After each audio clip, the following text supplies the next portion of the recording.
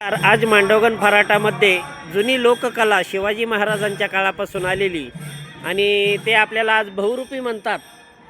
तर ते आपल्याला आज मांडवगण फराटा येथे त्यांची आपली भेट झाली. तर त्यांची व्यथा व त्यांची समस्या व या कलेला आज खूप कमी किंमत मिळत आहे, अवहेलना बऱ्याच ठिकाणी केली जाते.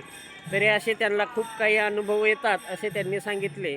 तरी आपण त्यांचा आज परिचय व त्यांच्या कलेबाबत जाणून घेऊया. Good morning sir.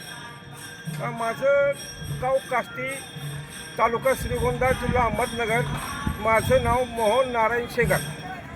मी काष्टीचे रहिवासी असून पारंपरिक शिवरायांच्या काळापासून आलेली ही आमची बहुरूपी कलाकारांची कला. आणि आता शिवरायांच्या ज्यावेळेस आम्हाला राजाश्रय होता, आता राजाश्रय नाही आहे. आणि आता त्याचबरोबर आम्ही बहुरूपीची कला लोप पावत चालली. त्याची कारणं की पहिल्यासारखं काही मिळत नाही, लोक देत नाहीत, अवहेलना करतात. बहुरूपी कलाकार एक कलाकार असून तो एक भिकारी समजला जातो आहे. दारात बहुरूपी आला म्हणजे लोक दरवाजे बंद करायला लागलेत. तर बहुरूपी कलाकारांना काहीतरी मानधन मिळावं आणि बहुरूपी कलाकार NTBमध्ये ठेवला आहे. तर ह्या NTBच्या लोकांना जास्तीत जास्त सवलती मिळाव्यात.